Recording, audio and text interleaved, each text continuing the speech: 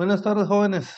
En, en la clase anterior, nosotros empezamos a platicar sobre algunas generalidades de de las sociedades mercantiles. Veíamos qué es una sociedad, eh, veíamos cuál es la legislación aplicable a la sociedad, que la sociedad debe ser en estructura pública, o sea, la solemnidad de la sociedad. Veíamos también el plazo de la sociedad, la prórroga de la sociedad. Vimos lo relativo a los principios de novedad y de exclusividad. Vimos lo relativo a las aportaciones no dinerarias. Vimos la época y la forma en la que se tienen que hacer las aportaciones. Vimos cómo se deben de distribuir las utilidades y las pérdidas de la sociedad. También platicamos lo relativo al pacto leonino y las preferencias y vimos lo relativo a la reserva legal. Y también lo relativo a los derechos de los socios, ¿verdad? Los derechos patrimoniales y a los derechos corporativos que tienen los socios.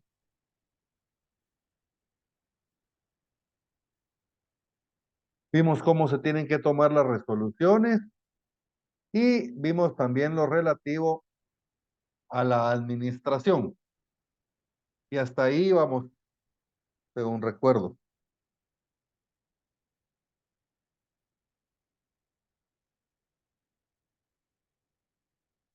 Entonces habíamos dicho que la administración de la sociedad va a estar a cargo de uno o más administradores. Les voy a compartir la presentación porque es la última partecita de la presentación. Entonces, la administración va a estar a cargo de uno o varios administradores. Estos administradores pueden ser o no pueden ser socios, ¿verdad? Y estos tienen la representación tanto administrativa como judicial de la sociedad. Eh, el administrador no se puede dedicar por cuenta propia a realizar actos, los actos que realiza la administración en la sociedad, no los puede realizar de forma particular. Eh, y el nombramiento debe constar en acta notarial, es un acta notarial de nombramiento. No platicamos en esa oportunidad sobre el acta de nombramiento. El acta notarial de nombramiento, esta debe, básicamente, aquí se hace constar el nombramiento del administrador. Esta debe inscribirse en el registro mercantil, ¿verdad? Esta se debe inscribir en el registro mercantil y esta va a pagar impuestos. Fíjense, pues va a pagar 10 quetzales en timbre notarial y 50 centavos en timbre fiscal por cada hoja del acta. Esto es lo que pagan todas las actas, ¿verdad? Todas las actas notariales pagan 10 quetzales en timbre notarial y 50 centavos en timbre fiscal por cada hoja del acta. Pero además de esta acta, vamos a pagar nosotros un impuesto de 100 quetzales, ¿verdad? De 100 quetzales en timbre fiscal, esto por motivo del nombramiento. Esto por motivo del nombramiento. Entonces, aquí no hay doble tributación, porque los 50 centavos por hoja es un impuesto del acta y los 100 quetzales es un impuesto del nombramiento, ¿verdad? O sea, aunque los dos son impuestos de timbre fiscal, no hay doble tributación porque el hecho generador es distinto, ¿verdad? Entonces, 50 centavos en timbre fiscal por hoja por el acta y los 100 quetzales, estos los vamos a pagar por razón del nombramiento. Por razón del nombramiento.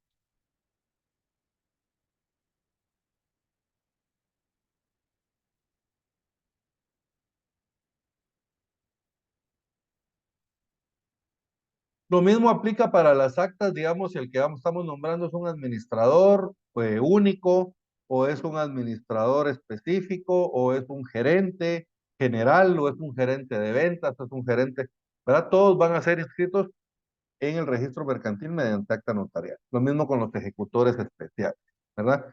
Es que el ejecutor especial es cuando encargamos a alguna persona para que realice una actividad de administración, pero específica, ¿verdad? Por ejemplo, nosotros vamos a comprar una casa, entonces encomendamos a Eduardo, que es uno de los socios, ¿verdad? Para que él vaya y haga la negociación de la casa. Y para eso lo nombramos ejecutor específico y le damos facultades para comprar esa casa, ¿verdad? Entonces, miren, es un ejecutor específico. Entonces, cualquiera de estos podemos ir nombrando. Jóvenes, bienvenidos a los que se conectaron después de que iniciamos. ¿Cómo están? Buenas tardes, Lick. Ya estamos presentes. ¿Qué tal, Oscar? ¿Cómo está? Bienvenido. ¿Qué tal, Claudia? ¿Qué tal, Zuli? ¿Qué tal, Yesenia? Buenas tardes, Lick. Buenas tardes, Lick. Hola, ¿cómo está? Buenas tardes. Permítanme, estoy queriendo agrandar esto. Espera. Muy bien. Esto lo tenemos en el artículo 44. La administración de la sociedad estará a cargo de uno o varios administradores o gerentes, quienes podrán ser o no socios y tendrán la representación judicial. Los administradores no podrán dedicarse por cuenta propia o ajena al mismo género de negocios que constituye el objeto de la sociedad, salvo pacto en contrario. En el artículo 47 veíamos también, se recuerdan, las facultades de los administradores.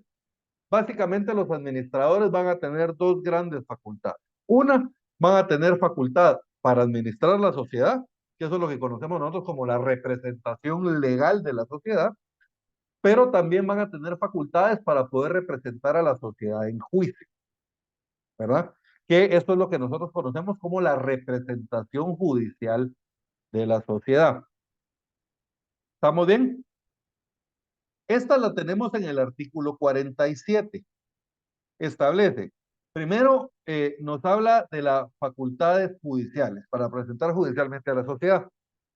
Establece, los administradores o gerentes tienen, por el hecho de su nombramiento, todas las facultades para representar judicialmente a la sociedad, de conformidad con las disposiciones de la ley del organismo judicial.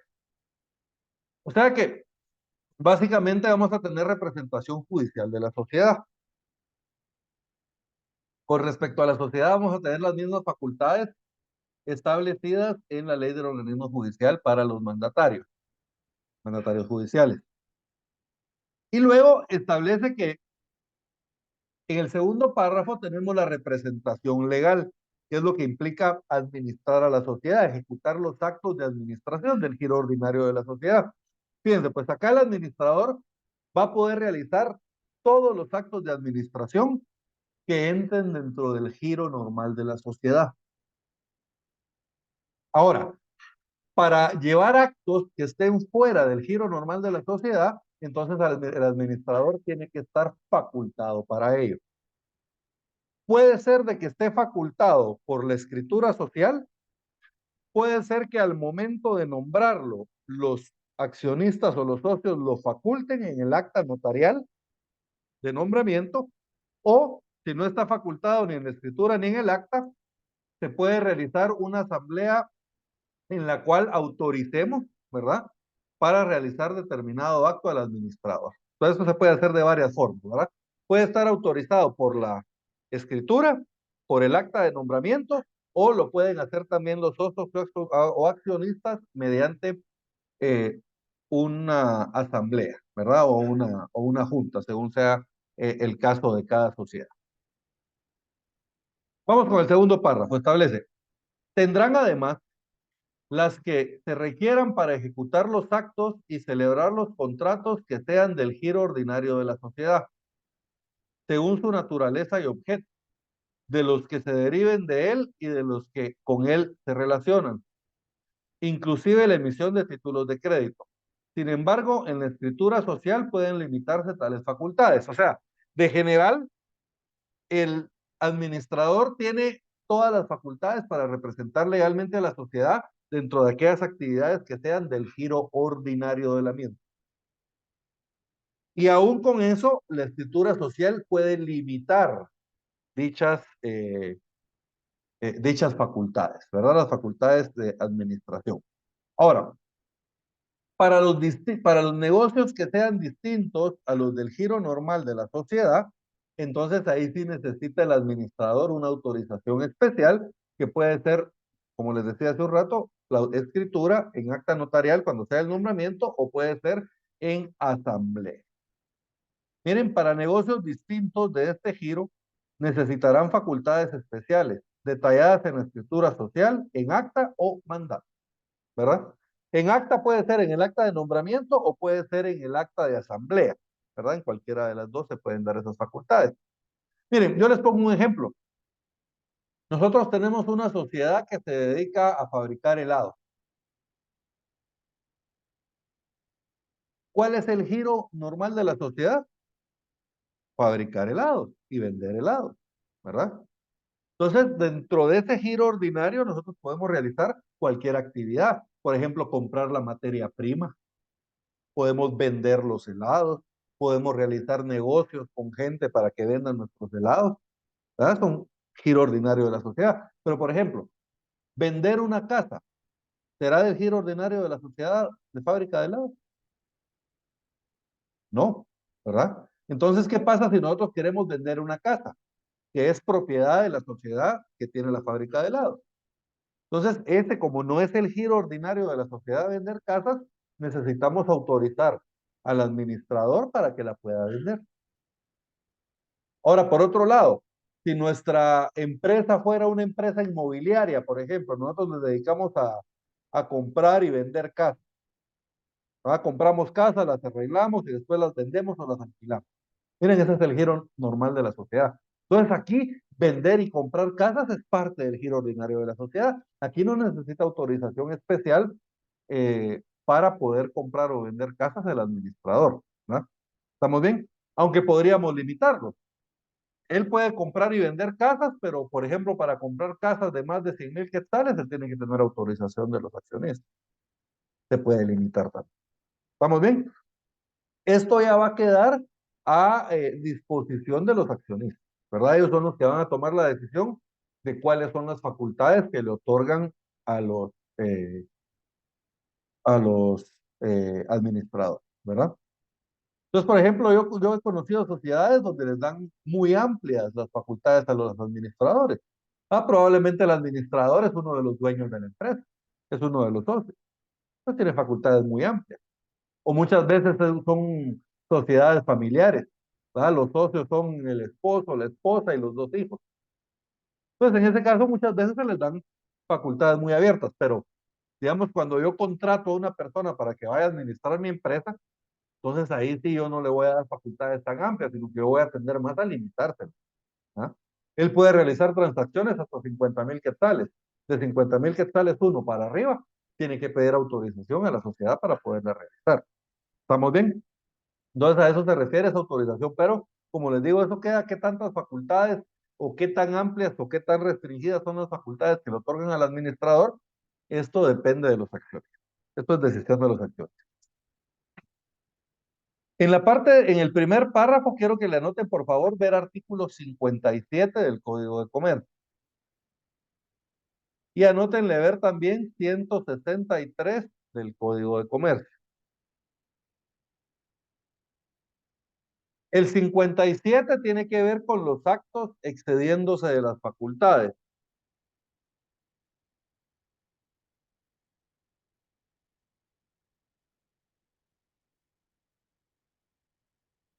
Y el 163, este se refiere también a las facultades de los administradores, pero en la sociedad anónima.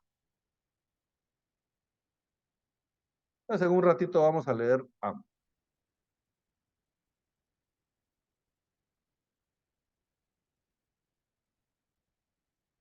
Hay algunas otras reglas. Artículo 49.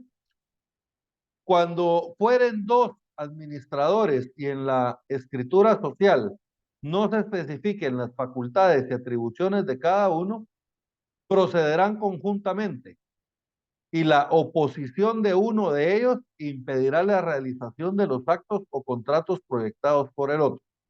También si tenemos dos administradores y no especificamos qué va a hacer cada uno, entonces todas las decisiones las tienen que tomar en conjunto. Si uno no está de acuerdo, no se puede tomar la decisión. Tienen que estar de acuerdo ambos. ¿Estamos bien?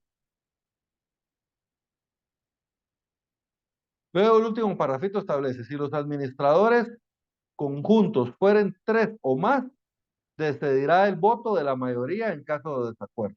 Entonces miren, si son 3, entonces ahí sí votamos. Si 2 están a favor, se puede revisar o se puede tomar la decisión. Si no, no.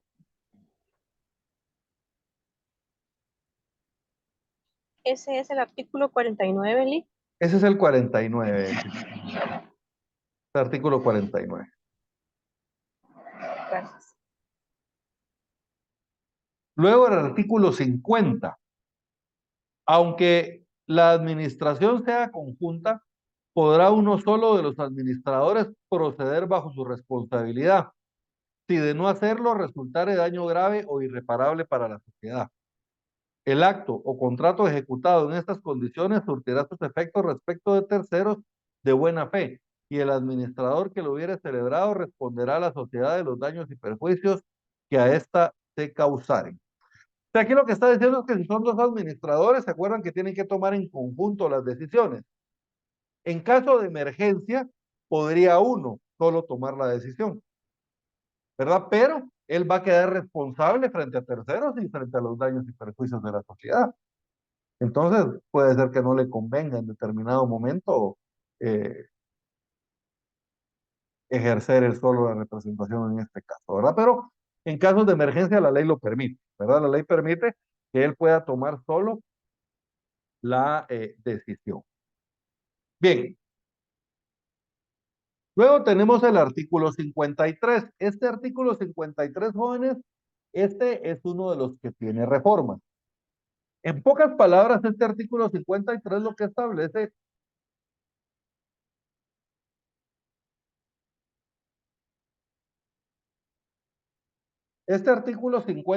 lo que establece es cómo vamos a documentar nosotros las decisiones que tomemos dentro de la sociedad.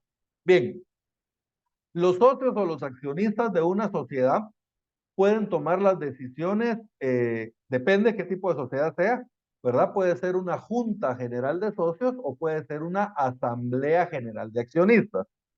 Y aquí viene la clave.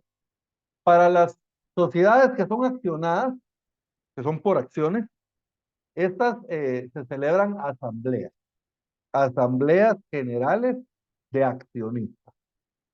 En cambio, las sociedades que son no accionadas, en estas se celebran juntas generales de accionistas. ¿Estamos bien? Entonces, la sociedad colectiva, la sociedad en comandita simple y la sociedad de responsabilidad limitada, en estas se celebran juntas generales de socios.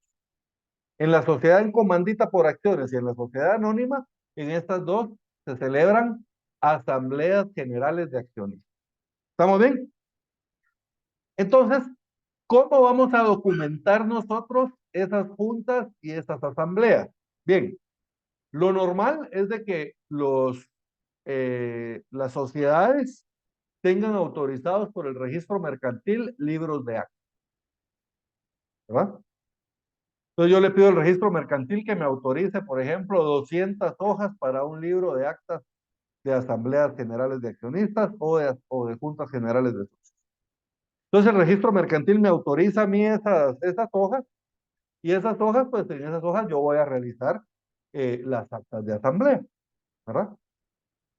Este artículo, dentro de las reformas que se le hicieron, está que la ley ahora nos da los requisitos que debe tener el acta de asamblea, ¿verdad? Antes la ley solo establecía que debíamos de hacerlo en acta notarial.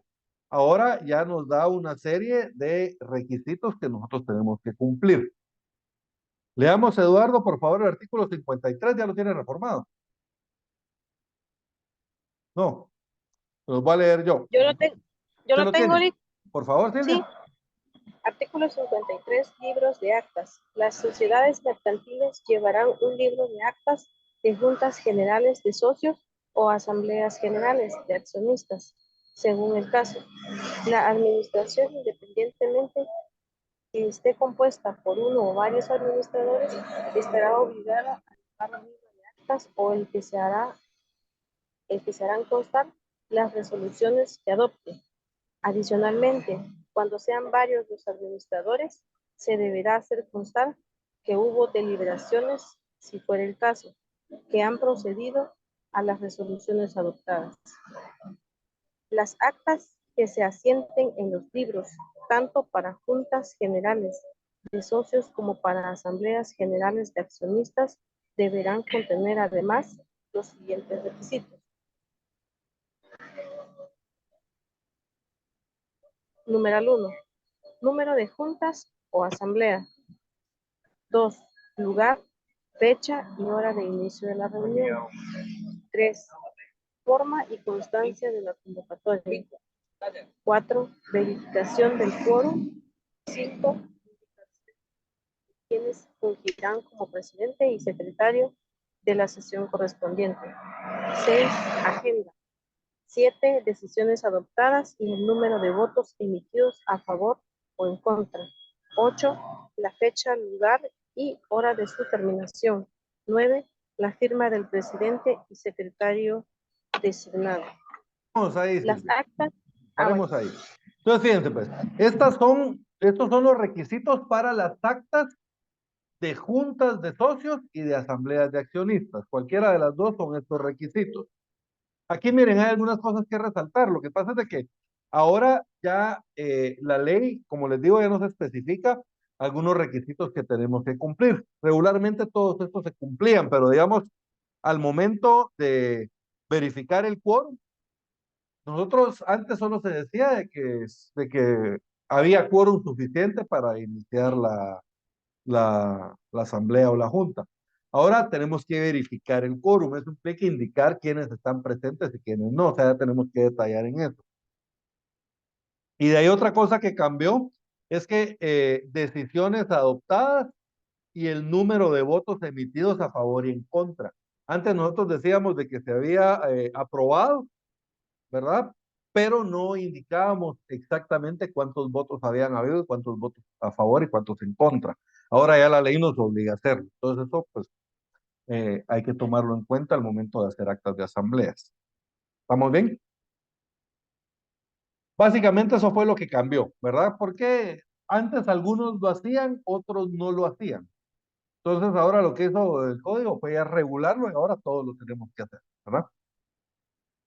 Les voy a leer yo la siguiente parte. Las actas que se asienten en los libros de actas de la administración deberán contener los siguientes requisitos. 1. Número de acta. Este es un libro aparte, Jorge. Aquel era el libro de actas para asambleas o juntas, depende del caso, y este es el libro de actas de la administración, ¿verdad? Este es un libro de actas que tienen que llevar los administradores.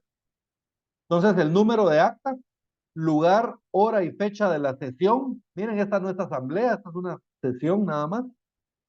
Forma y antelación de la convocatoria, el nombre de los administradores presentes o representados, agenda, decisiones adoptadas y el número de votos emitidos a favor o en contra, la fecha y hora de su terminación y la firma del presidente o secretarios designados.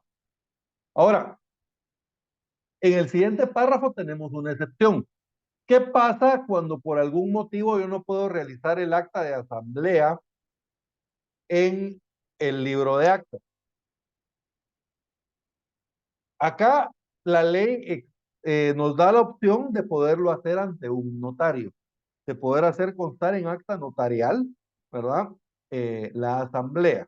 Ahora, esto debería de ser excepcional, ¿verdad, jóvenes? Lo normal es de que toda sociedad debería de tener sus libros autorizados por el registro mercantil, ¿verdad? El hecho de que lo hagamos ante notario, digamos, esto tiene carácter excepcional. ¿Qué quiere decir? Se nos acabaron las hojas, por ejemplo, y no nos dio tiempo a autorizar nuevas. O, por ejemplo, tenemos que celebrar una asamblea totalitaria y el libro de actas está en la oficina de la empresa y la asamblea la vamos a celebrar en otro lado, entonces la hacemos constar ante notario. ¿Tienen? Pero es una cuestión excepcional. Hay algunas empresas o algunas sociedades que no tienen libros de actas, ¿verdad? Sino que en actas notariales hacen constar eh, todas las asambleas, ¿verdad? Pero esto, como les digo, debería de tener carácter excepcional. Cuando por cualquier circunstancia, pero como la ley establece, cuando por cualquier circunstancia, entonces aquí se lo agarran como, cualquier circunstancia es que no he mandado a autorizar el libro, entonces lo hago en acta notarial, ¿verdad? Pero no debería de ser así como les digo. Cuando por cualquier circunstancia no pudiere asentarse un acta en el libro respectivo, se asentará ante notario, quien actuará como tal, debiendo cumplir en lo aplicable con las formalidades contempladas en el artículo anterior. La misma deberá incorporarse al libro de actas correspondiente como anexo en un plazo no mayor de 15 días hábiles contados a partir de la fecha en que se autorice el acta, bajo responsabilidad de la administración, haciendo constar dicha anexión en razón que se coloque siguiendo el orden de los folios del libro respectivo. Si ustedes se dan cuenta y ven ustedes el artículo y la reforma que hubo, o sea, dice que después de hacer el acta, nosotros tenemos que incorporarla al libro de acta. Después de hacer el acta notarial, lo tenemos que incorporar en el libro de acta. O sea que tenemos que tener el libro de acta, ¿no? Si por alguna razón no pudimos nosotros levantarla en el libro de actas, pues lo hacemos en acta notarial y después le incorporamos al libro. Esto antes no se hacía. Antes, digamos, como les digo, los comerciantes no tenían libro de actas simplemente, ¿verdad? No tenían libro de actas y las levantaban ante notario, ¿verdad? Y ahí llevaban ellos su archivo de las actas, o a veces ni eso, ¿verdad? Pero ahora ya la ley los obliga, uno, a tener el libro, y dos, si levantamos el acta fuera del libro, tenemos que incorporar el acta notarial al libro. ¿Estamos bien? Entonces esto no se les puede olvidar porque esto es especial, ¿verdad, jóvenes?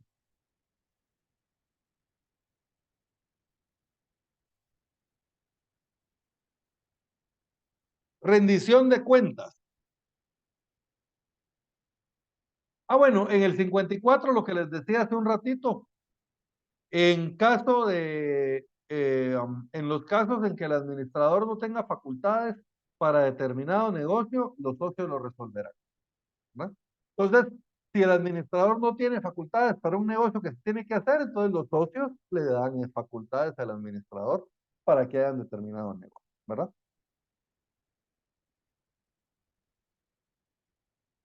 Yo les he mencionado varias veces que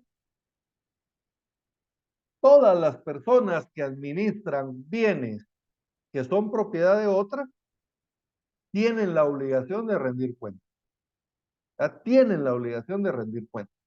Y esto aplica, por ejemplo, en la patria potestad, si yo administro bienes de mis hijos menores, en la tutela, si yo administro bienes del pupilo, en el mandato, si yo administro bienes de mi mandante, en la sociedad, el administrador que administra los bienes de la sociedad también tiene la obligación de rendir cuentas. ¿Estamos bien? ¿Cuándo tiene que rendir cuentas? Pues la ley establece que lo tiene que hacer por lo menos una vez al año, ¿verdad? Por lo menos anualmente. Y si los accionistas o los socios se lo piden antes, él tiene que rendir cuentas las veces que sea, ¿verdad? Pero por lo menos una vez al año y también lo tiene que hacer al terminar su gestión, ¿verdad? Cuando le dicen, mire, señor administrador, hasta aquí llegó su gestión, al día de mañana usted ya no va a ser administrador, entonces él está obligado a rendir cuentas. Lo mismo si él renuncia, ¿verdad? Miren, yo renuncio a ser administrador, entonces en ese caso también va a estar obligado a rendir cuentas.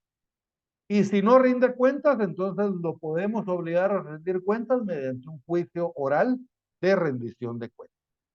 Entonces aquí a la par del 55, anótenle por favor juicio oral de rendición de cuentas. Oscar, por favor, artículo 55.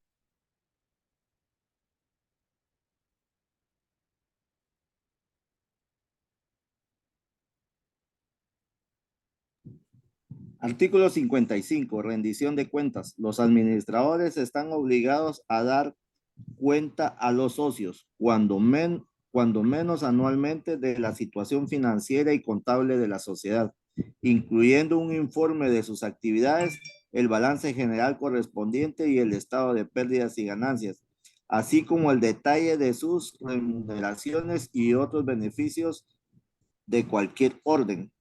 La falta de cumplimiento de estas obligaciones serán causa de remoción, independientemente de las responsabilidades en que hubieren.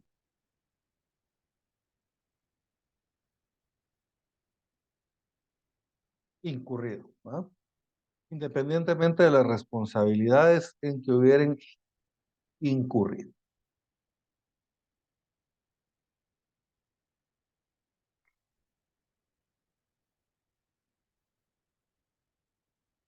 Si todos los socios son administradores, supongamos de que en la sociedad solo hay dos socios y los dos socios administran, entonces están obligados a rendirse cuentas recíprocamente uno al otro. Eso lo tenemos en el artículo siguiente. Artículo 56, rendición recíproca de cuentas. Si todos los socios fueren administradores, están obligados recíprocamente a darse cuenta de la administración y de los resultados en cualquier tiempo. En el artículo 57 tenemos los actos excediéndose de las facultades. Esto es cuando el administrador se excede de las facultades que le otorgó la sociedad. Esto en la doctrina se le conoce como actos ultra vires. Se los voy a escribir acá. Actos ultra vires. Así, miren. ¿Y qué son los actos ultra vires? Son los actos que realiza el administrador excediéndose de las facultades que le otorgó la sociedad. ¿Estamos bien? Entonces, aquí miren, pues algo bien importante.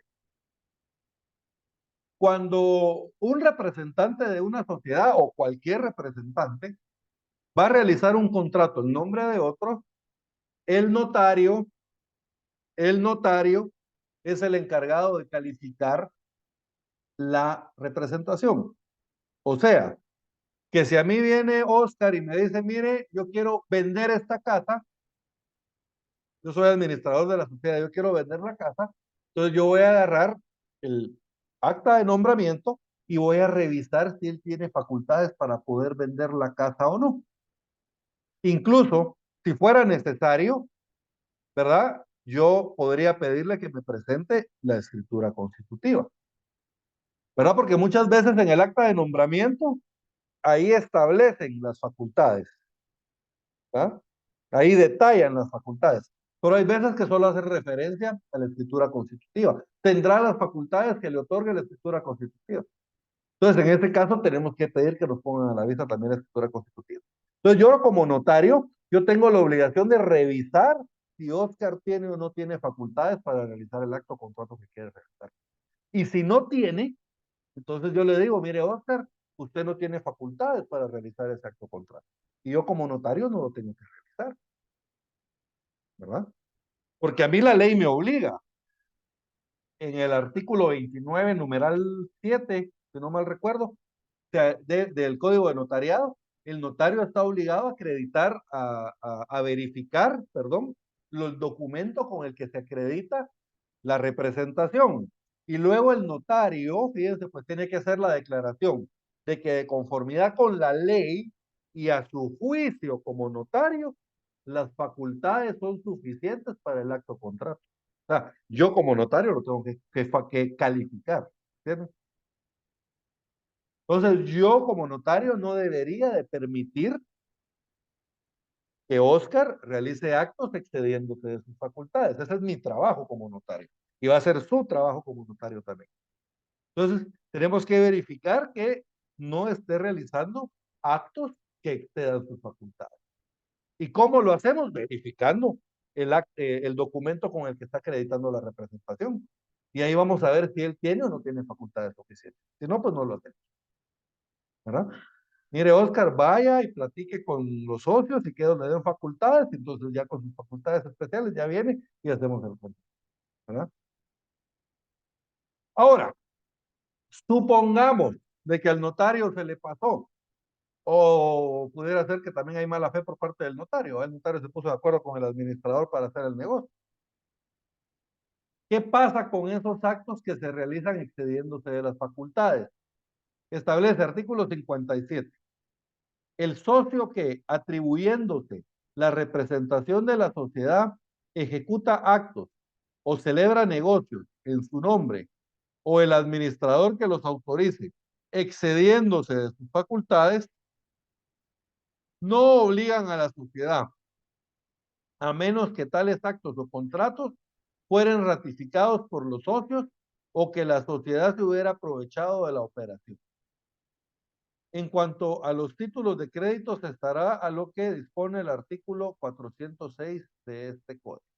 Entonces, ¿qué es lo delicado acá, joven? Que no obligan a la sociedad. Si yo como administrador realizo un acto excediéndome de las facultades, ese acto que yo realice o ese contrato que yo realice no obliga a la sociedad. ¿Y a quién obliga entonces? Al que firmó el contrato, al administrador, que se excedió de sus facultades, ¿verdad? No van a obligar a la sociedad.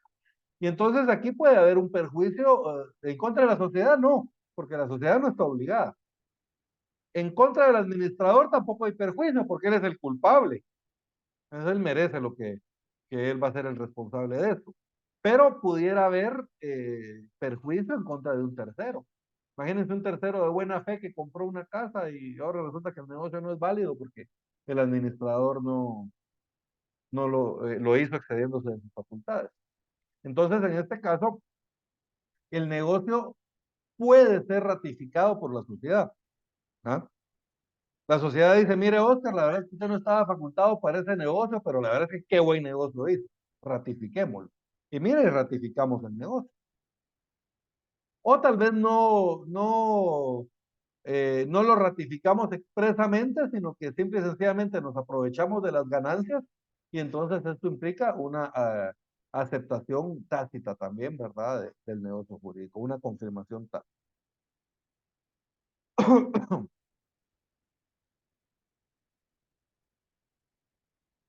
¿Alguna duda? ¿Hasta dónde vamos? De momento no le gracias.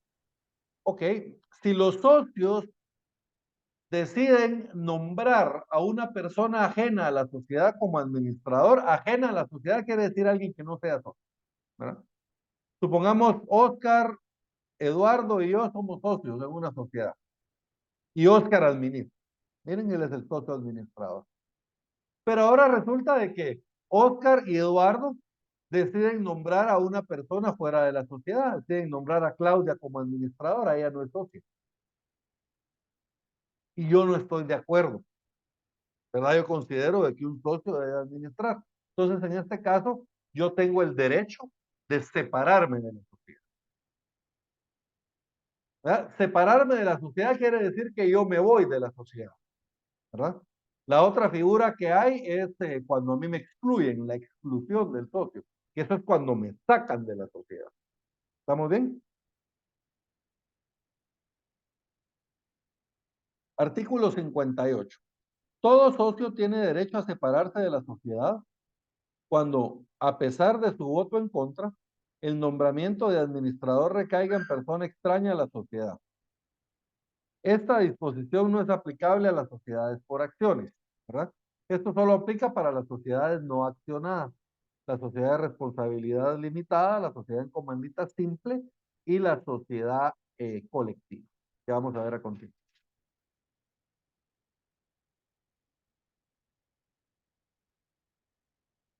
¿Dudas hasta dónde vamos, jóvenes? Lick, ¿Sí, solo Oscar? una preguntita ahí. Como cuando vimos el artículo,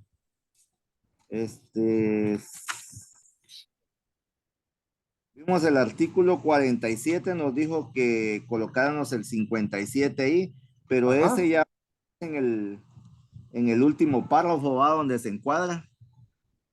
Ajá. Donde establece o contratos que fueran ratificados por los socios o que hasta la sociedad hubiera aprovechado la operación.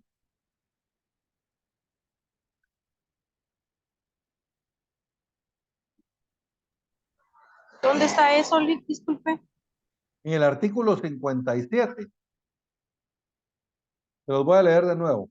El socio que atribuyéndose la representación de la sociedad ejecuta actos o celebra negocios en su nombre o el administrador que autorice excediéndose de sus facultades, no obligan a la sociedad a menos que tales actos o contratos fueran ratificados por los socios o que la sociedad se hubiera aprovechado de la operación. En cuanto a los títulos de crédito, se estará a lo que dispone el artículo 406. Entonces, lo que tiene que ver es de que en el 47 están las facultades de los administradores y en el 57 está qué sucede cuando los administradores realicen actos excediéndose de dichas facultades, ¿verdad? Básicamente eso es lo que establece. Bien, ahora platiquemos un poco sobre la sociedad colectiva. La primera sociedad que vamos a ver. Fíjense pues, las sociedades en cuanto a su capital pueden ser personalistas o pueden ser capitalistas.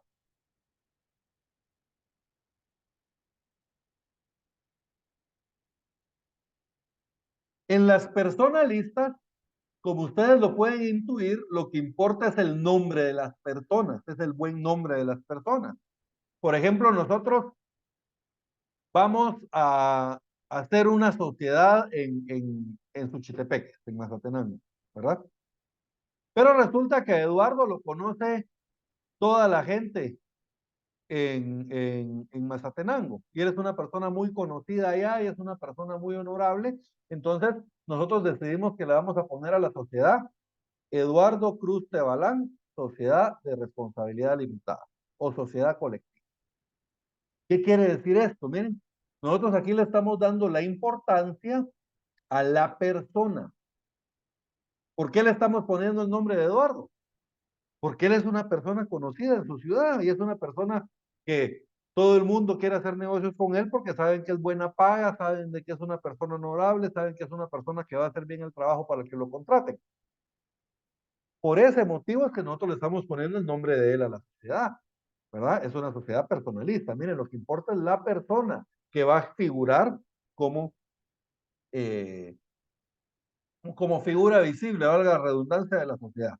En cambio, en las sociedades capitalistas, aquí no importa la persona. Aquí lo que importa es el capital, ¿verdad? Entonces aquí no importa si Eduardo tiene buena fama en su pueblo o si Oscar tiene buena fama en su pueblo, o si yo tengo buena fama en mi pueblo, aquí no importa, porque el nombre de nosotros no figura. Aquí lo que importa es el capital con el que contamos. Miren, por eso es que la sociedad se llama capitalista. ¿Estamos bien? Entonces nosotros vamos a encontrar dos tipos de sociedades. Vamos a encontrar sociedades personalistas y vamos a encontrar sociedades capitalistas. Ahora, les voy a dar una clave. ¿Cómo saber cuál es capitalista y cuál es personalista? Por la forma en que se identifican. Las sociedades personalistas se identifican con una razón social, mientras que las sociedades capitalistas, estas se identifican con una denominación.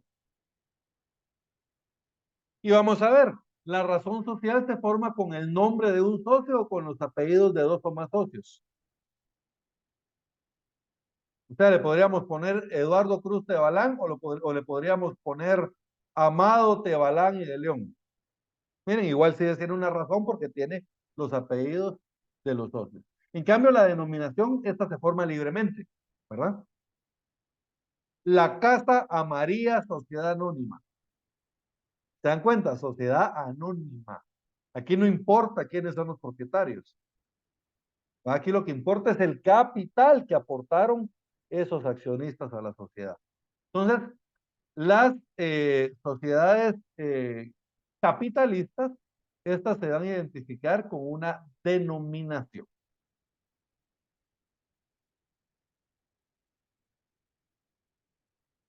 Entonces, ¿cómo podríamos definir nosotros a una sociedad colectiva? Que es la primera sociedad que vamos a ver. Fíjense, pues, la sociedad colectiva es una sociedad organizada bajo forma mercantil, es una sociedad organizada bajo forma mercantil de tipo personalista, de tipo personalista, la cual se identifica con una razón social, la cual se identifica con una razón social y cuyos socios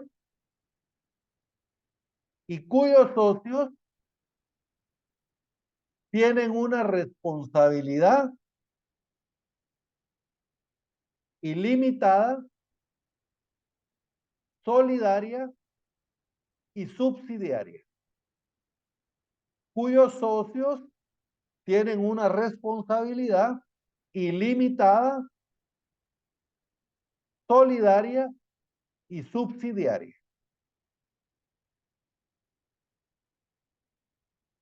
Les explico esto rapidito. Con relación a la responsabilidad, las sociedades pueden ser de responsabilidad limitada o de responsabilidad ilimitada, solidaria y subsidiaria. ¿Cuál es la diferencia? Primero vamos con la limitada. En la sociedad de responsabilidad limitada, la responsabilidad del socio se limita a su aportación. O sea, si yo aporté 20,000 quetzales a la sociedad y la sociedad quiebra, yo lo que voy a perder son esos 20,000 quetzales. Es el patrimonio que yo aporté a la sociedad y ahí se acabó. Ahora, ¿qué pasa con las de responsabilidad ilimitada? Fíjense, pues, aquí la responsabilidad del socio no se limita al monto de su aportación. Por eso es que se llama ilimitada. ¿Qué quiere decir? Si los bienes de la sociedad no alcanzan para pagar las deudas de la sociedad, podemos ejecutar los bienes propios de cada socio. ¿De qué socio? De todos. Porque la responsabilidad, además de ser ilimitada, es solidaria. ¿Y qué quiere decir la solidaridad? La solidaridad es una obligación colectiva en la cual hay más de un deudor o más de un acreedor, pero enfoquémonos aquí en la de los deudores. Todos los deudores tienen la obligación de pagar toda la obligación. Hay otra que es mancomunada simple, en la cual hay varios deudores, pero cada deudor es responsable de pagar su parte de la deuda. Y yo a ese deudor solo le puedo cobrar a cada quien su parte. En cambio, en la responsabilidad solidaria, yo le puedo cobrar toda la obligación a cualquiera de los socios. Es más, le puedo cobrar primero a uno, después al otro y después al otro. O los puedo demandar a los tres juntos, si yo quiero. Y es más, si solo uno tiene bienes que yo le puedo embargar y los otros no, pues solo a ese uno le embargo los bienes y a él le cobro todo. Y los otros dos tienen la responsabilidad de pagarle al socio que pagó las obligaciones la parte que a ellos les correspondía, ¿verdad? Pero eso ya es problema de los socios. Yo ya me cobré lo que me correspondía. Entonces, en la sociedad es ilimitada porque no se limita solo a los bienes de la sociedad, sino que alcanza los bienes propios de cada socio.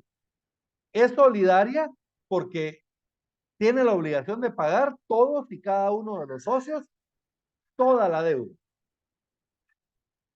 Y es subsidiaria, ¿por qué? Porque primero vamos a cobrar los bienes de la sociedad Y si los bienes de la sociedad no alcanzan, entonces ahí subsidiariamente vamos por los bienes propios de cada. ¿Estamos bien? Entonces quedó claro por qué es ilimitada, solidaria y subsidiaria. ¿Alguna duda con estas?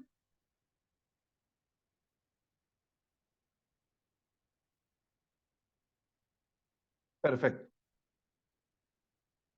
Artículo 59, por favor, Silvia. Artículo 59. Sociedad colectiva. Sociedad colectiva es la que existe bajo una razón social y en la cual todos los socios responden de modo subsidiario, limitada y solidariamente de las obligaciones sociales. Entonces, miren, responden de forma ilimitada, subsidiaria, ilimitada y solidariamente de las obligaciones sociales. Ponen las mismas palabras en diferente orden, pero al final es lo mismo, ¿verdad? Pues miren, la sociedad colectiva es la que existe bajo una razón social. Ahorita vamos a ver cómo se forma la razón social. Pero aquí el primer dato que nos está dando, como se identifica con una razón social, lo que nos está diciendo es de que la sociedad es personalista, ¿verdad? ¿Por qué? Porque se identifica con una razón. Segundo, luego establece y en la cual todos los socios responden de modo subsidiario, ilimitado y solidario de las obligaciones sociales. Entonces es una sociedad que tiene responsabilidad ilimitada, subsidiaria, solidaria y subsidiaria, ¿verdad?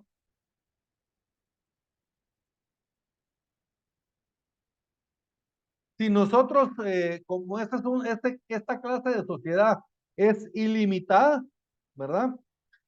Nosotros no podemos establecer que algún socio va a tener responsabilidad limitada. Y en caso de que lo pactáramos, esa solo va a tener efecto dentro de la sociedad. Frente a terceros, yo voy a tener responsabilidad ilimitada como tienen todos los socios. ¿Estamos bien? Entonces, por ejemplo, si nosotros dijéramos, miren, el socio Eduardo, él no va a tener responsabilidad limitada, ilimitada. La responsabilidad de él va a ser limitada al monto de su aportación. ¿Es válida esa cláusula? Sí, pero solo va a tener efectos frente o dentro de la sociedad. Si un tercero lo tiene que demandar a él, entonces el tercero lo puede demandar porque sus derechos están intactos. ¿Estamos bien? O sea, esa exención no va a surtir efectos frente a terceros. Eso lo tenemos en el artículo 60. Limitación de responsabilidades.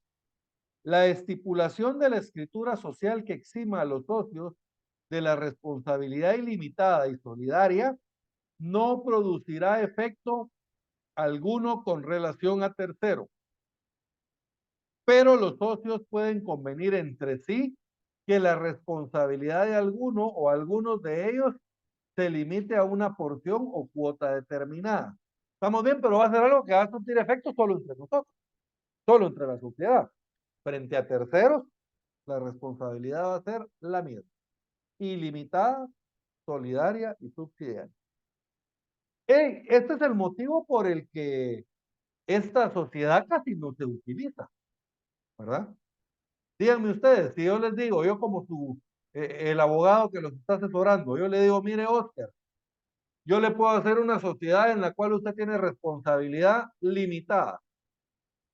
O le puedo hacer una en la cual usted tiene responsabilidad ilimitada y lo van a poder demandar hasta por sus propios bienes. ¿Cuál escogería usted? Definitivamente la sociedad de responsabilidad limitada. ¿Ah? Definitivamente. Yo no veo por qué motivo alguien podría adoptar alguna de las sociedades de responsabilidad ilimitada, pero puede ser, ¿no? Yo aquí en Guatemala, fíjense que en alguna ocasión vi una sociedad en comandita simple. ¿Se acuerdan ustedes que había una empresa de telefonía antes que se llamaba Bell South, que era una empresa gringa?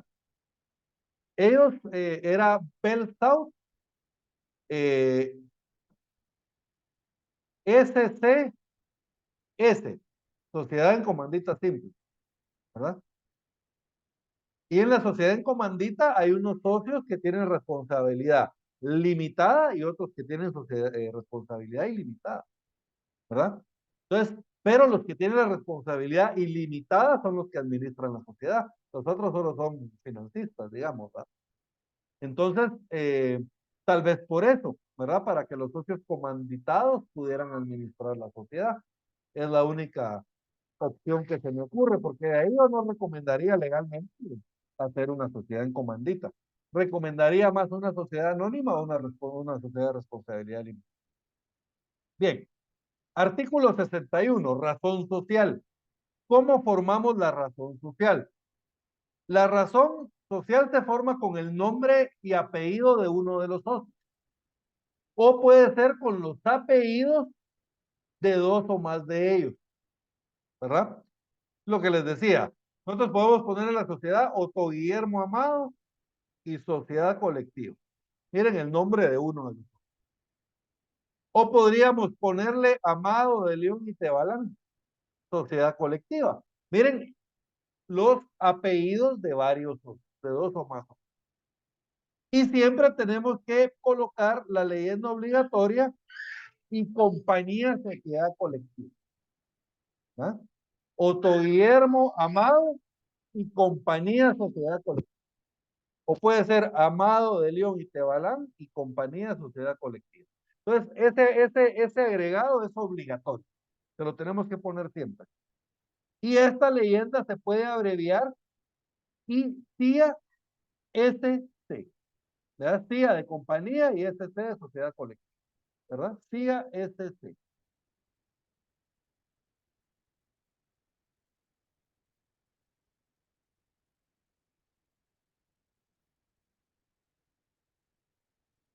Artículo 61. Por favor, Yesenia.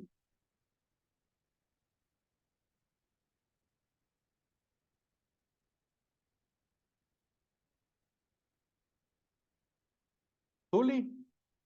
Ahí está Artículo Yesenia ya. 61. Razón social. La razón social se forma con el nombre y apellido de uno de los socios o con los apellidos de dos o más de ellos, con el agregado obligatorio de la leyenda y compañía sociedad colectiva. Leyenda que podrá abreviarse I, CIA, S.CA. S.C. Ese punto C, muy bien. Entonces, miren, y compañía, sociedad colectiva, leyenda que puede abreviarse ICIA S.C, ¿verdad? Ahora, hay dos situaciones que se pueden dar. Una es que una persona que no es parte de la sociedad permita que su nombre figure en la razón social. O sea, fíjense pues, los socios somos Oscar, Eduardo y yo. Pero nosotros queremos de que Claudia nos preste su nombre para ponerle Claudia Solval y compañía sociedad colectiva. ¿Por qué? Porque ella es muy conocida en el pueblo y queremos utilizar su nombre para llamar cliente. ¿Estamos bien? Ahora fíjense pues, en principio esto no se debe de hacer, porque si una persona que no forma parte de la sociedad permite que su nombre figure en la razón social, o lo mismo pasa, por ejemplo, cuando un socio se separa. Supongamos de que la sociedad estaba, el nombre de la sociedad era el mío, Otto Guillermo Amado y compañía de sociedad colectiva. Pero ahora yo me separo de la sociedad. Yo no debo permitir que mi nombre siga figurando en la sociedad. ¿Por qué? Porque en cualquiera de los dos casos, la responsabilidad que vamos a tener tanto la persona ajena que presta su nombre como el socio que se separó y permita que siga figurando, es que ellos van a seguir siendo responsables de forma ilimitada por las obligaciones de la sociedad. ¿Estamos bien? O sea que si Claudia, sin ser socia, permite que su nombre figure en la razón social de la sociedad, ella va a ser responsable por las obligaciones sociales. ¿Estamos bien? Ahora, ¿cómo salvamos esto? Agregando la leyenda y sucesores. ¿Verdad? Y sucesores. Lo mismo sucede también cuando un socio falleció. Supongamos de que el socio que era el que le daba nombre a la sociedad falleció y los parientes de él no van a seguir en la sociedad, pero ellos pueden permitir que se siga utilizando el nombre si se agrega las palabras y sucesores. ¿Estamos bien? Porque esta palabra y sucesores quiere decirle que ya no es él, sino que él solo están utilizando el nombre, pero son otras personas que lo sucedieron a él, ahora los dueños de la empresa. Hay una famosa editorial que tiene el nombre de un famoso maestro. A Oscar, ¿se recuerda? Oscar de León Palacios. Es su tocayo, miren.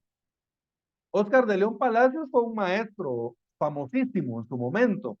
A él le decían el maestro de maestros, o le decían el maestro de la montaña, también eran sus apodos, imagínense. Oscar de León Palacios, por lo famoso que él era como maestro, ellos en algún momento fundaron una editorial, la editorial Oscar de León Palacios. Todos los que estudiamos en Guatemala en algún momento tuvimos un libro de esa editorial en las manos. Si ustedes ven esta editorial, obviamente Oscar de León Palacios hace mucho tiempo que falleció. Si ustedes ven ahora, esta editorial se llama Editorial Oscar de León Palacios, Sociedad de Responsabilidad Limitada y sucesores. Y sucesores. Esa palabra y sucesores quiere decir que él ya no es socio, de que ya solo utilizamos el nombre de él, pero que él ya no es socio de la sociedad, porque se separó, porque falleció, por el motivo que sea. Artículo 62, por favor, Claudia.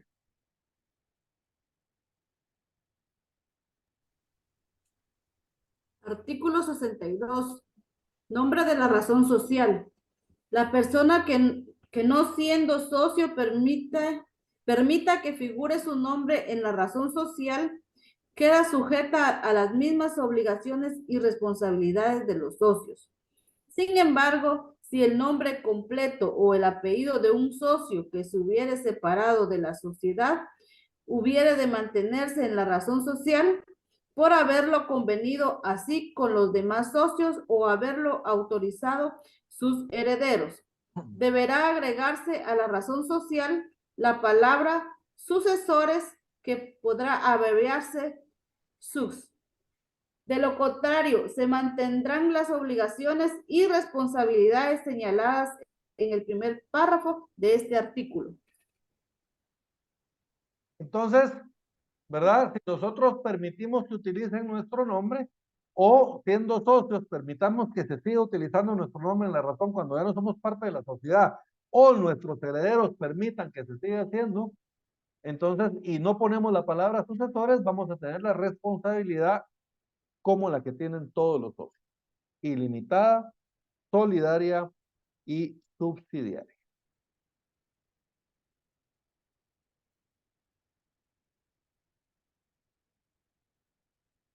Administración a falta de pacto. Se lo leo rapidito. En defecto de pacto que señale a uno o algunos de los socios como administradores, lo serán todos.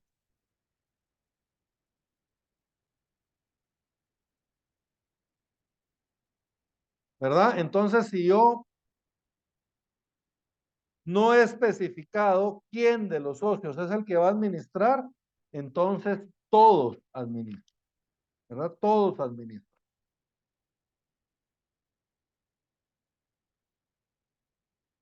Vigilancia. Esto se refiere al órgano de fiscalización. Las sociedades en general tienen tres órganos. Un órgano supremo o el órgano superior, que esta es la reunión de todos los socios o accionistas. Si son socios, se llama Junta General de Socios, y si son accionistas, se llama Asamblea General de Accionistas. Esta es la entidad suprema de la sociedad, es la que manda. De ahí tenemos el órgano de administración. Este es el administrador o gerente, que es la persona que se encarga de administración, de administrar la sociedad.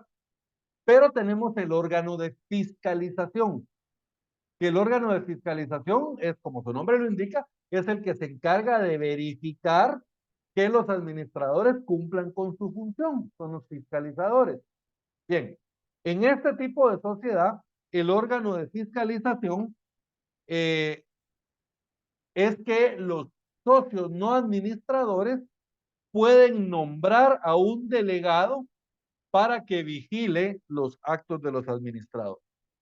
O sea, supongamos, regresemos al mismo ejemplo. Oscar, Eduardo y yo somos los socios. Eduardo es el socio administrador. Él es el órgano de administración.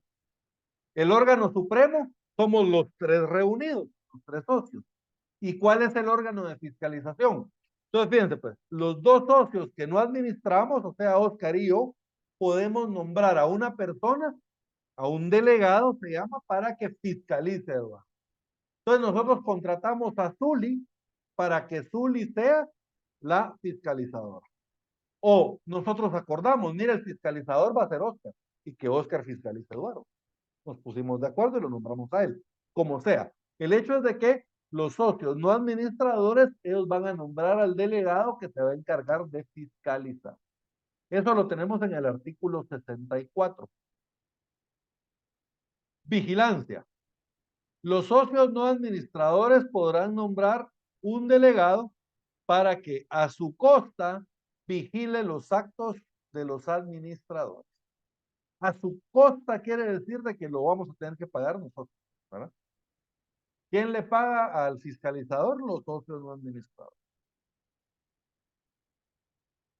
¿Vamos bien hasta acá?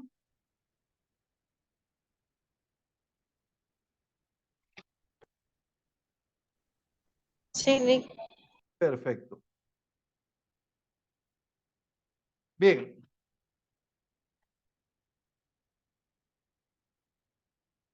Artículo 65. En el artículo 65 regula lo relativo a las resoluciones de la Junta General. Cómo se deben de tomar esas resoluciones de la Junta General y cómo tenemos que hacer la convocatoria.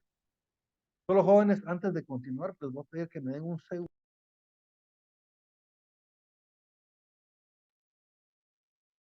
Ya estoy de regreso, jóvenes. Muchas gracias por su paciencia. Entonces estábamos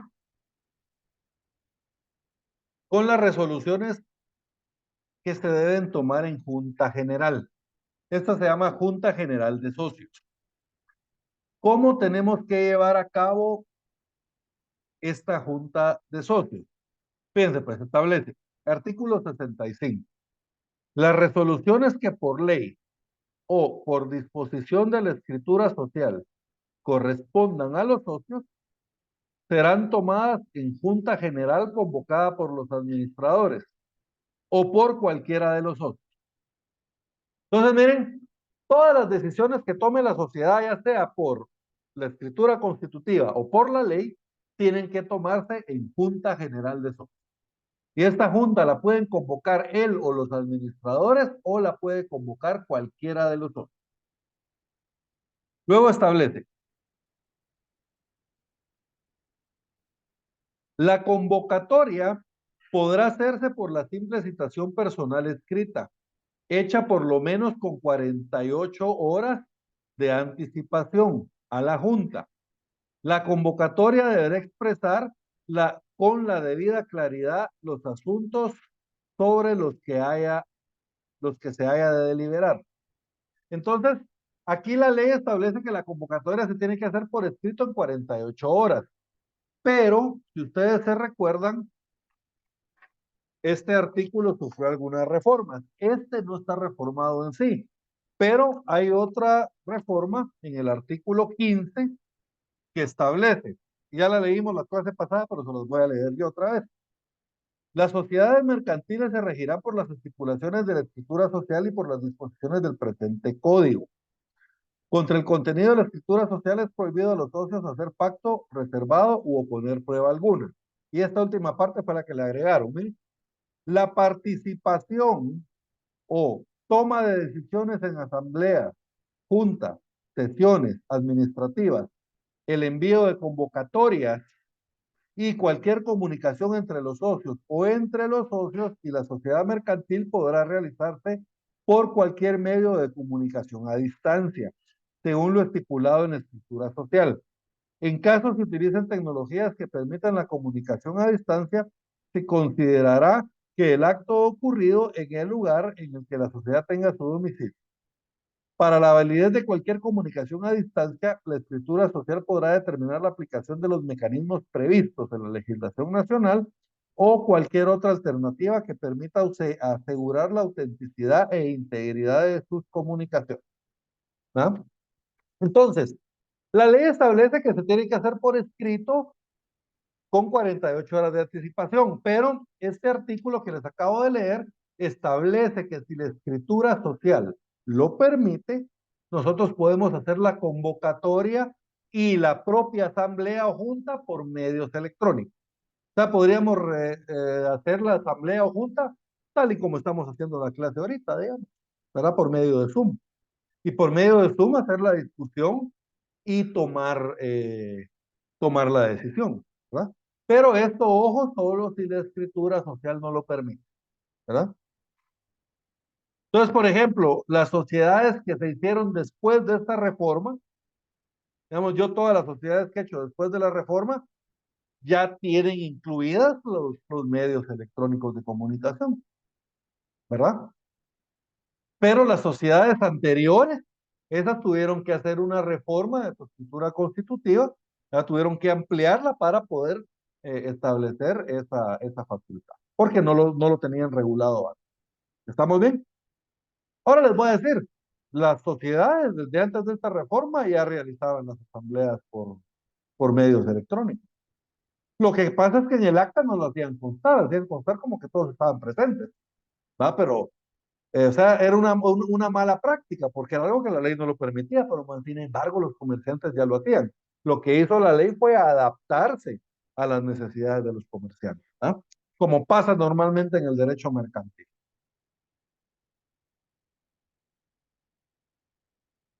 La junta totalitaria. La junta totalitaria es aquella que nosotros podemos realizar sin una convocatoria previa. Ya vimos que, digamos, para la junta general, yo tengo que convocar por escrito con por lo menos 48 horas de anticipación, a menos de que la escritura social me permita otra cosa, ¿verdad? Tal vez la escritura social me permita hacerlo por medios electrónicos, pero igual con 48 horas de anticipación, ¿verdad? Ahora, la asamblea totalitaria es aquella que yo voy a celebrar sin previa convocatoria. Hay una emergencia y tenemos que tomar una decisión ahorita y no nos da tiempo a hacer una convocatoria y esperar 2 días. Entonces la hacemos de una vez. ¿Se puede? Sí, se puede. Lo único que esa asamblea se llama asamblea totalitaria. ¿Y cuál es el requisito de esta asamblea totalitaria? Es primero que tienen que estar presentes todos los socios, presentes o representados todos los socios. Y segundo requisito es que la decisión se debe tomar por unanimidad. O sea que todos los socios tienen que estar de acuerdo, ¿verdad? En las asambleas normales, digamos, en las asambleas generales, nosotros podemos tomar la decisión como una votación dividida, digamos, con mayoría absoluta. Pero si se trata de una asamblea totalitaria, todos los socios tienen que estar de acuerdo con la decisión, ¿verdad? La decisión se tiene que tomar de forma unánime. Artículo 66, por favor, Zuli. Artículo 66. Junta totalitaria. Sin perjuicio de lo dispuesto en el artículo anterior, la Junta General quedará válidamente constituida sin necesidad de previa convocatoria. Si encontrándose reunido o debidamente representado todos los socios decidieran celebrarla, aprobando la agenda por unanimidad. Aprobando la agenda por unanimidad. A mí solo eso me parece. Sí, solo eso es. Solo les quiero hacer una aclaración. Yo les dije erróneamente que tenían que aprobar por unanimidad la votación. Y ahí me equivoqué. Lo que tienen que aprobar por unanimidad es la agenda. O sea, son los puntos que vamos a tratar. Ya en la votación puede haber una votación dividida, ¿verdad? La agenda es lo que tienen que aprobar por unanimidad. Les hago esa aclaración porque les había dicho erróneamente otra cosa. Entonces, miren, sin perjuicio de lo dispuesto en el artículo anterior, la Junta General quedará válidamente constituida sin necesidad de previa convocatoria. Si encontrándose reunidos o debidamente representados todos los socios, decidieran celebrarla aprobando la agenda por unanimidad. O sea, aprobar la agenda quiere decir aprobar los puntos que vamos a discutir. No es votar de una vez, sino que decimos, miren, los puntos que vamos a tratar en la agenda son la remoción de Eduardo como administrador, el nombramiento de Oscar como nuevo administrador y la compraventa de una casa por el precio de 150,000 quetzales. ¿Están todos de acuerdo en tratar esos puntos de agenda? Y los tres socios dicen, sí, estamos de acuerdo. Miren, ahí aprobamos la agenda por unanimidad. Entonces, ya aprobada la agenda, ahora la vamos a discutir y la vamos a votar y a tomar la decisión. Ese voto sí ya puede ser por mayoría absoluta. ¿Quedó claro eso?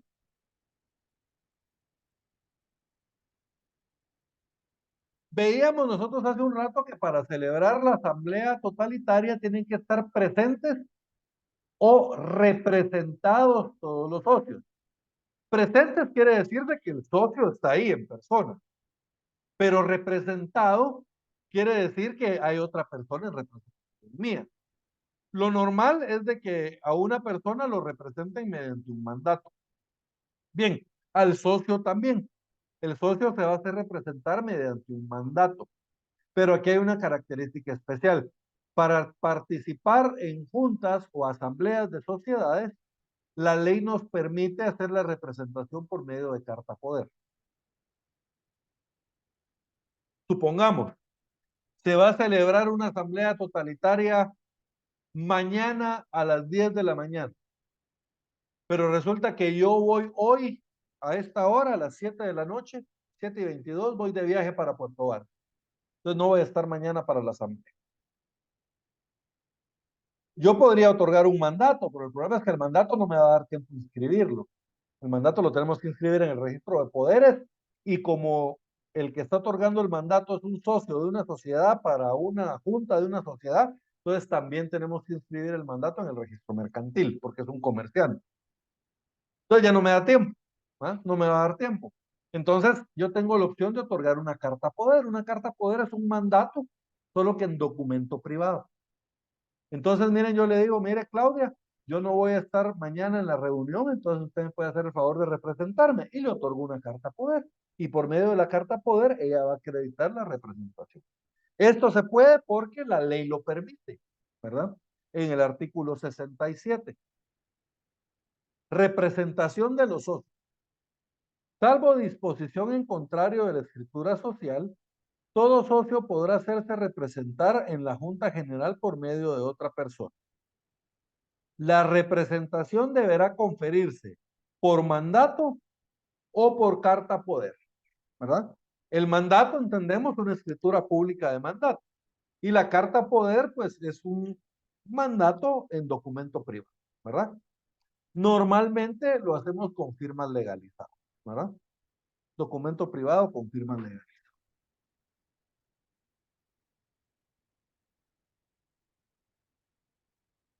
¿Alguna duda hasta acá, jóvenes? Bien. Sociedad en comandita simple. Esta es otra clase de sociedad. Fíjense, pues, en esta clase, ahí van a ver ustedes cómo va variando poco a poco la responsabilidad de sociedad a sociedad. Fíjense, pues, no anoten todavía, ahorita les dicto la definición. Esta sociedad en comandita simple también es una sociedad personalista. Vamos a ver que también se identifica con una razón social. La diferencia es de que en este tipo de sociedad tenemos dos clases de socios. Unos socios que se llaman comanditados, con D, comanditados, que estos tienen una responsabilidad ilimitada, solidaria y subsidiaria, igual que en la sociedad colectiva. Pero hay otro tipo de socios que se llaman socios comanditarios. Y estos socios comanditarios, estos tienen responsabilidad limitada al monto de su aportación. Entonces, miren, tenemos dos socios, unos con responsabilidad ilimitada y otros con responsabilidad limitada. ¿Estamos bien? Entonces, básicamente, esa es la sociedad en comandita simple. ¿Qué es una sociedad en comandita simple? Entonces, la sociedad en comandita simple es una sociedad organizada bajo forma mercantil. Es una sociedad organizada bajo forma mercantil de tipo personalista, de tipo personalista,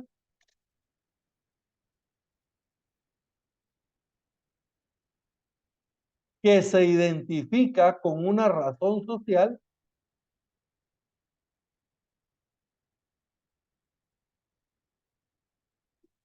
que se identifica con una razón social y tiene dos clases de socios. Y tiene dos clases de socios. Unos comanditados o socios comanditados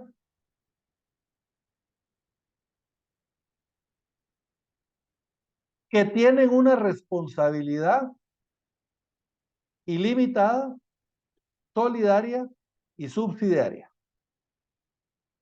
Entonces, primero los socios comanditados que tienen una responsabilidad ilimitada, solidaria y subsidiaria.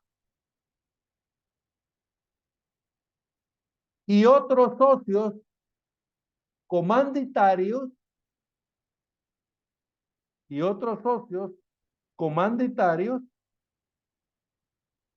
con una responsabilidad limitada al monto de su aportación. Con una responsabilidad limitada al monto de su aportación.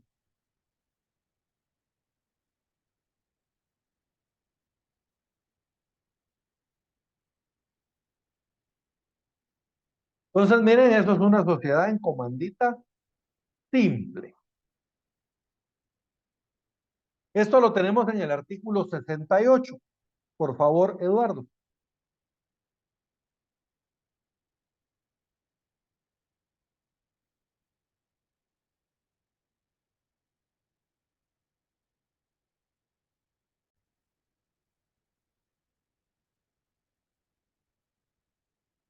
Como que se me desconectó por un momento, jóvenes.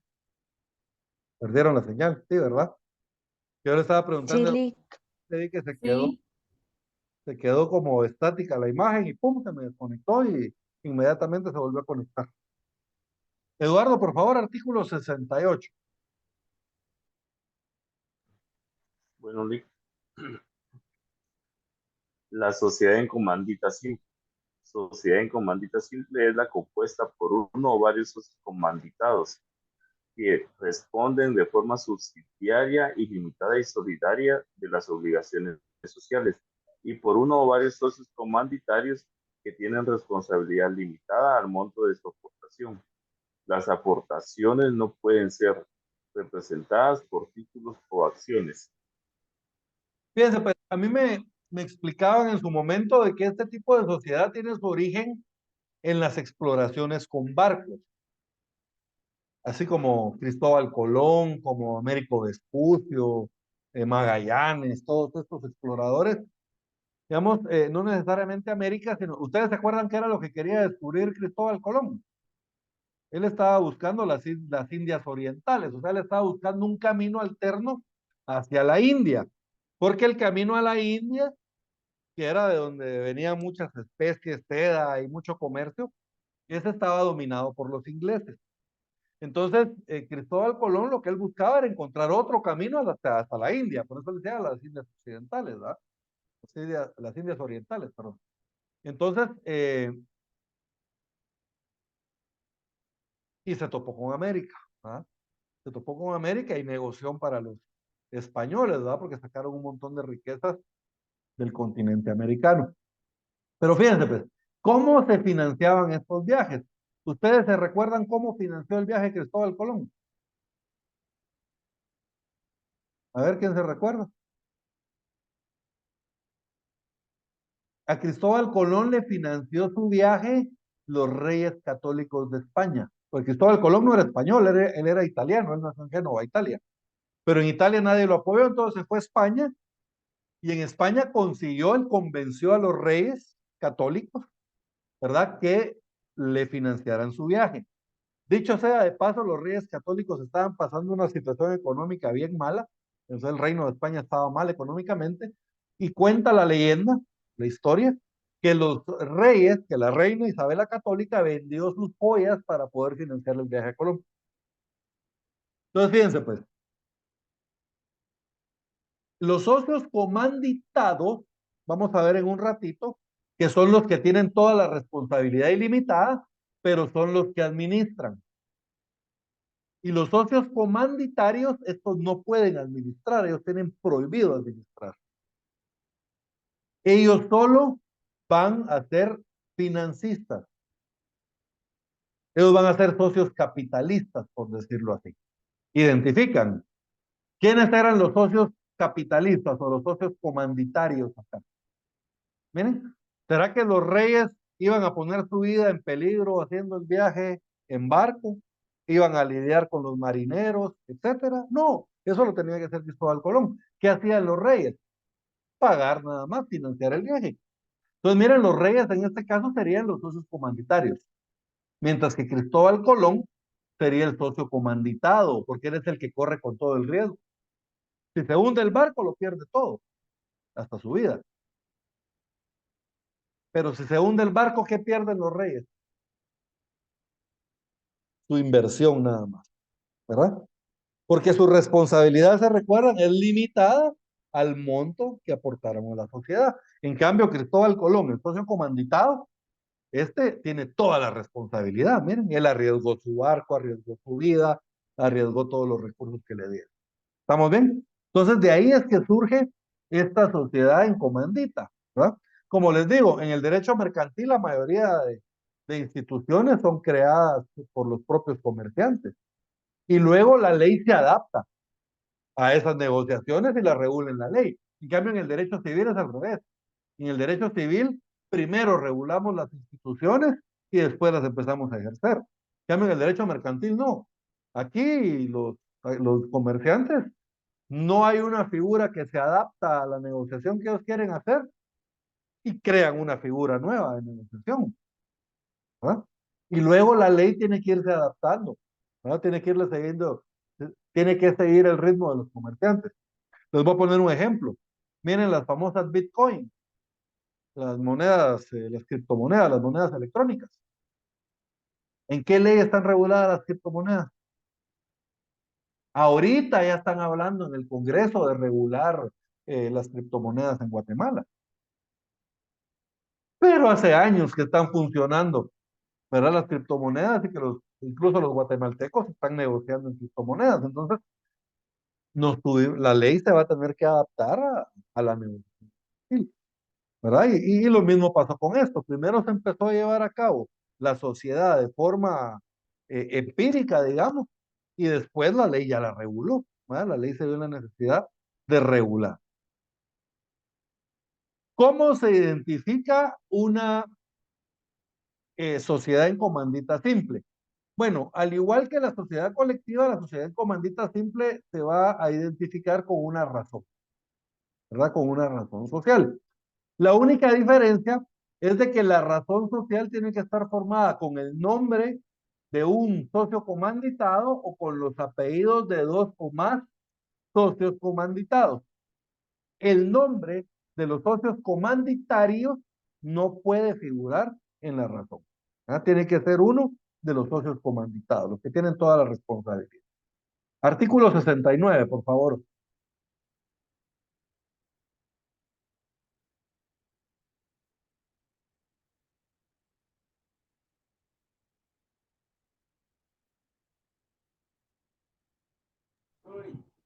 Dele. ¿Lo puedo leer? Sí, por favor, Oscar. Bien. Artículo 69, razón social. La razón social se forma con el nombre de uno de los socios comanditados o con apellidos de dos o más de ellos. Si fueren varios y con el agregado obligatorio de la leyenda y compañía, sociedad en comandita, la que podrá abreviarse ICIA.S.en.C. Entonces, miren, con el agregado obligatorio de las palabras y compañía, sociedad en comandita. Y esta la podemos abreviar ICIA S en C, ¿verdad? La otra era SC. Esta es S en C. Para que no se vayan a ir confundiendo ahí con las abreviaturas. Entonces, miren, solo puede ser formada con el nombre de un socio comanditado o con los apellidos de dos o más socios comanditados. ¿Verdad? Los comanditarios no pueden. Y eso nos lo aclara en el siguiente artículo. Si una persona que no sea socio comanditado permite que su nombre figure en la razón, aunque sea socio comanditario, la responsabilidad va a ser ilimitada, solidaria y subsidiaria. Miren, artículo 70. Nombre de la razón social. Cualquier persona que no sea socio comanditado que haga figurar o permita que su nombre figure en la razón social quedará obligado en favor de terceros en igual forma que los comanditados. En igual responsabilidad incurrirán los socios comanditarios cuando se omita en la razón social la expresión sociedad en comandita o su abreviatura. ¿Estamos bien? Entonces, miren, si alguna persona que no es comanditado permite que su nombre figure en la razón social, entonces su responsabilidad va a ser ilimitada. ¿Estamos bien?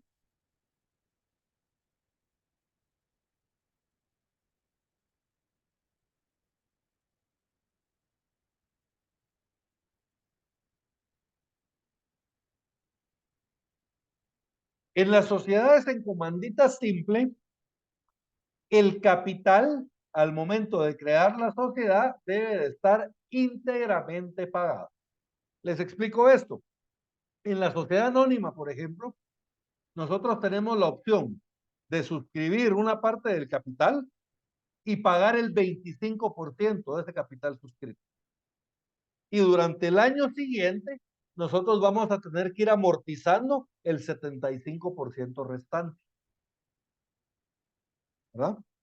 O sea, en pocas palabras, vamos a pagar un 25% de la acción, el enganche, digamos, 25% de enganche, y el otro 75% lo podemos pagar a plazos, por amortizaciones, en un plazo de un año.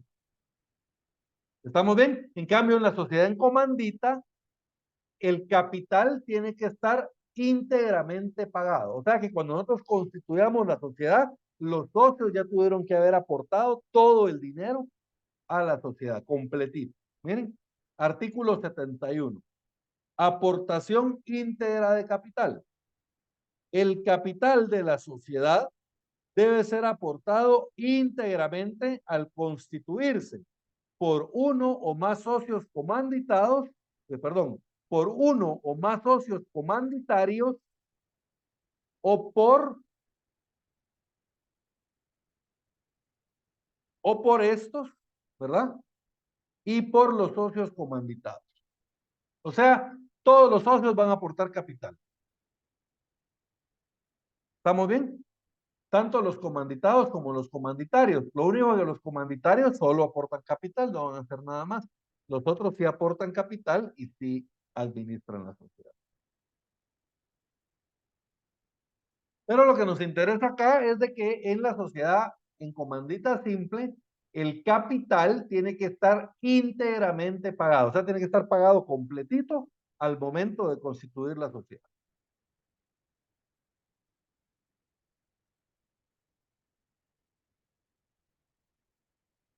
¿Quiénes administran? Los socios comanditados. Con exclusividad establece la ley. ¿Verdad?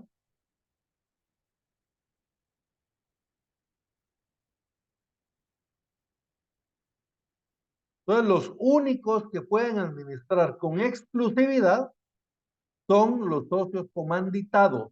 De hecho, vamos a ver en el artículo siguiente que los socios comanditarios tienen prohibición para poder administrar.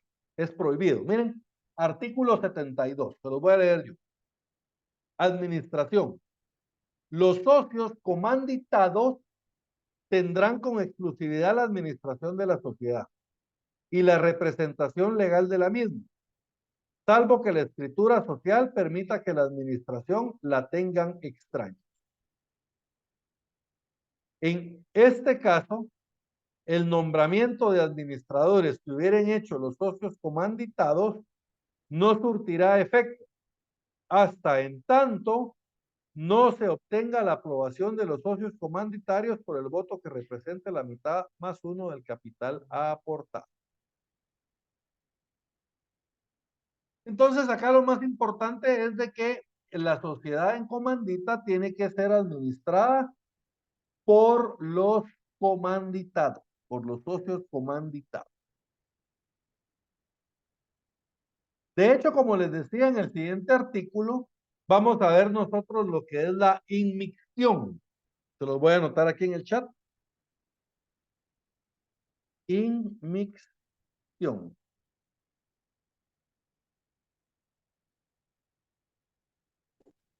Así miren, inmixción. La inmixción es la prohibición que tienen los socios comanditarios para administrar la sociedad en comandita. 73. Los comanditarios no pueden administrar. Los socios comanditarios tienen prohibido cualquier acto de administración de la sociedad, aún en calidad de apoderados de los socios comanditados o de la sociedad. O sea, miren, ni siquiera podemos ser mandatarios de los socios comanditados. Los comanditarios no pueden realizar ningún acto. Tienen prohibido realizar cualquier acto de administración. Ni siquiera lo pueden hacer en representación de los socios comanditados o de la sociedad. O sea, ellos figuran únicamente como socios capitalistas. Miren, ellos solo aportan dinero. Luego establece, el socio comanditario que viole dicha prohibición quedará responsable en la misma forma que los socios comanditados en favor de tercero por todas las pérdidas y obligaciones de la sociedad, sean anteriores o posteriores a la contravención, salvo lo dispuesto en el artículo 75. En el artículo 75 hay un caso de excepción, el que permite a que por un tiempo limitado los socios comanditarios puedan administrar. Pero es un caso de excepción, ¿verdad? La regla general es que los comanditarios no pueden administrar y si realizan algún acto de administración en contra de esa prohibición, la responsabilidad va a ser la misma que los socios comanditados. O sea, ilimitada, solidaria y subsidiaria. ¿Quedó claro eso?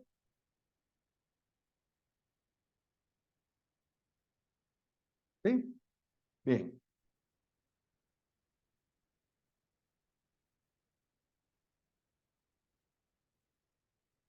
Ahora, los socios comanditarios no pueden administrar. Ahora, hay algunos actos que ellos sí pueden realizar que no son considerados actos de administración. Eso lo tenemos en el artículo 74. ¿Cuáles no son actos de administración? ¿Qué quiere decir? Que estos sí los pueden realizar los socios comanditarios. Artículo 74. No son actos de administración. Para los efectos del artículo anterior, no son actos de administración por parte de los socios comanditarios. Primero, asistir a las juntas de socios con voz, pero sin voto. Miren, esto es especial. Los socios comanditarios, ellos pueden asistir a las juntas de socios, pueden opinar, pueden manifestarse al respecto, pero no pueden votar. O sea que ¿quiénes tienen derecho a voto? Los comanditados. ¿Vamos bien? Entonces, miren, pueden asistir a juntas con voz, pero sin voto. Segundo, examinar, inspeccionar y inspeccionar, vigilar y fiscalizar la contabilidad y los actos de los administradores. ¿Se acuerdan lo que les decía hace un ratito del órgano de fiscalización? ¿Cuál es el órgano de fiscalización en la sociedad en comandita? Simple, los socios comanditarios. Miren, los socios comanditarios no pueden administrar, pero sí pueden fiscalizar la administración de los comanditados. Entonces, miren, segundo, se los leo de nuevo: examinar, inspeccionar, vigilar y fiscalizar la contabilidad y los actos de los administradores. ¿Y quiénes administran? Los socios comanditados. Tercero, celebrar contratos por cuenta propia o ajena con la sociedad, siempre que los mismos no afecten la libre administración de la sociedad. O sea, podemos contratar con la sociedad, perdón. Por ejemplo, si la sociedad se dedica a comprar caña y yo soy un socio comanditario y yo tengo un terreno sembrado con caña, esa caña yo se la puedo vender a la sociedad. No hay ningún problema. ¿Ah? No la puedo administrar ni la puedo representar, pero sí puedo contratar con la sociedad. ¿Estamos bien? Cuarto, dar autorizaciones, dictámenes e informes para determinadas operaciones sociales. O sea, miren, sí le pueden pedir para determinadas operaciones establecidas en la escritura, tendrían que estar. Se le pueden pedir autorizaciones, dictámenes e informes a los socios comanditarios.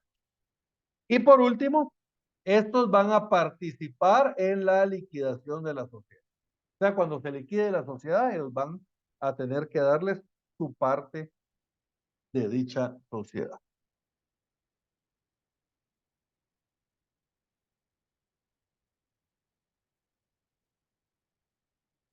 En el artículo 75 yo les decía de que hay un caso en que los comanditarios pueden administrar la sociedad, pero lo pueden hacer por un tiempo limitado. De hecho, por un plazo máximo de un mes, que no exceda de un mes. Y esto únicamente cuando suceda la muerte o la incapacidad del socio comanditado y no haya otro. Porque digamos, si son dos socios comanditados y uno muere, entonces el socio comanditado sobreviviente va a administrar la sociedad. Pero ¿qué pasa si solo hay un socio comanditado y este muere? O este es declarado en estado de interdicción, es declarado incapaz. Entonces, en este caso, ahí sí, miren, los socios comanditarios pueden administrar la sociedad, pero solo pueden llevar a cabo los actos que sean urgentes, absolutamente necesarios para la sociedad y por un plazo no mayor a 30 días. Bueno, de hecho la ley establece no 30 días, por un plazo no mayor a un mes. ¿Verdad? La diferencia entre un mes y 30 días es que cuando los plazos son en días, se cuentan solo los días hábiles. En cambio, cuando los plazos son en meses, se cuentan meses corridos. ¿Estamos bien? Se los voy a leer yo. Muerte o incapacidad del administrador. Si para los casos de muerte o incapacidad del socio administrador no se hubiera determinado en la escritura social la forma de sustituirlo y la sociedad hubiera de continuar, podrá un socio comanditario, a falta de otro comanditado, desempeñar interinamente los actos urgentes o de mera administración durante un plazo que no podrá exceder de un mes contado desde el día de la muerte, en que la muerte o incapacidad hubiera ocurrido. En este caso, el socio comanditario no será responsable más que de la ejecución adecuada de su gestión. Entonces, miren, si muere un socio comanditado o es declarado incapaz y no hay otro que pueda administrar, entonces en este caso, de forma interina, lo puede hacer un comanditario. La única excepción. De ahí en general, tienen prohibición para poder administrar los socios comanditarios, perdón.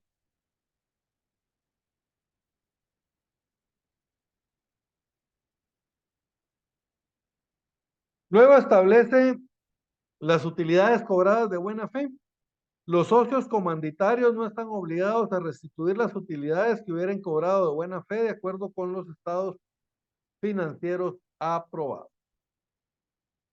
Y artículo 77, otras disposiciones aplicables.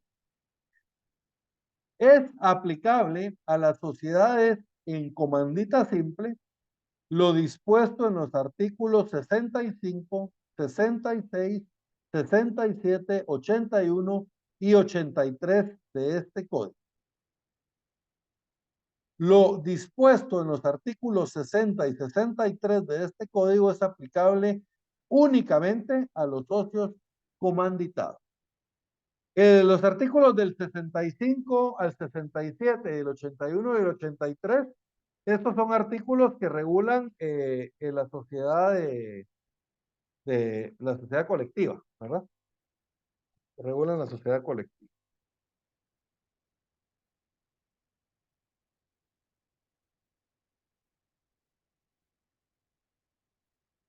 Muy bien.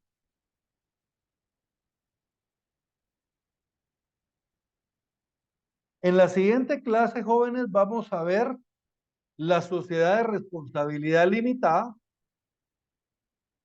y vamos a empezar a ver la sociedad anónima. La sociedad anónima es la más extensa de todas, ¿verdad? La sociedad de responsabilidad limitada, más o menos en extensión a las dos que acabamos de ver. O sea, la vamos a ver en un ratito.